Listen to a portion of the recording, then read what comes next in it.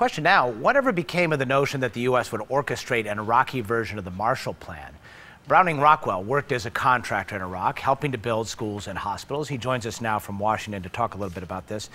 Browning, good to have you with us in the program this morning. Good morning, Miles. Is there any way, in a condensed way, you can describe what it's like to work there?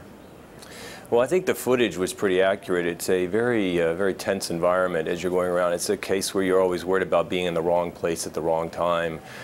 Waking up in the morning, really not knowing where you're going that day, how you're going to get there, and whether you're going to get back home at night. It's a very tense environment. And your personal experience, you were at the business end of a gun on one occasion at least. What happened? Well, early one morning, about a year and a half ago, we were driving back from Baghdad to Amman, Jordan, and we came down the road near Ramadi about 7:30 in the morning, and a BMW drove us off the road. We were driving about 100 miles an hour, pulled us off the side of the road, and next thing we know, about 4 gunmen were out with guns pointed at our heads, asking us for our money and our valuables. So it was a pretty eye-opening and frightening experience at the time. And I suspect you thought the worst would happen there. You were pretty lucky to get away from that one, huh?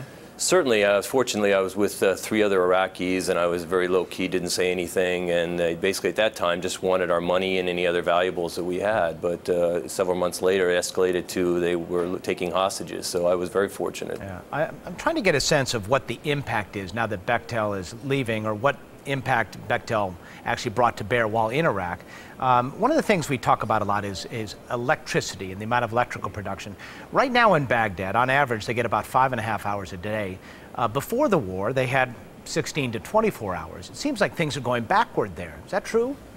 Well, you also have to understand it was an archaic system to begin with. So that when the U.S. came in, they had to really take an old system and basically start from scratch. And there was also a huge demand on power and electricity that came as a result of the liberation in Iraq. So a lot of factors came into play: an antiquated system, a high demand.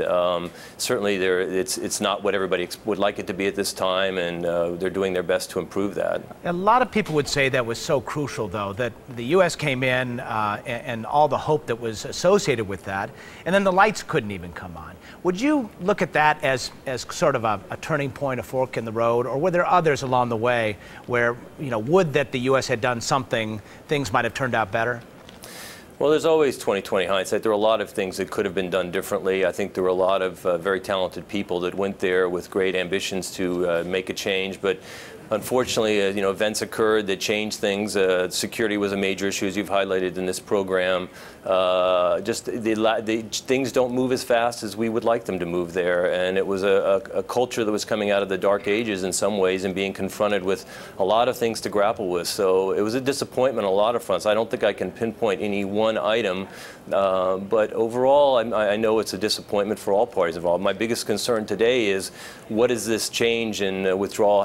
What is the impact it's going to have on the Iraqi contractors and other people who have committed themselves and their resources and their futures to this? It's a tragedy on that front, and probably an even greater tragedy. Just quickly, we're out of time. Excuse me, are out of time. Would you go back?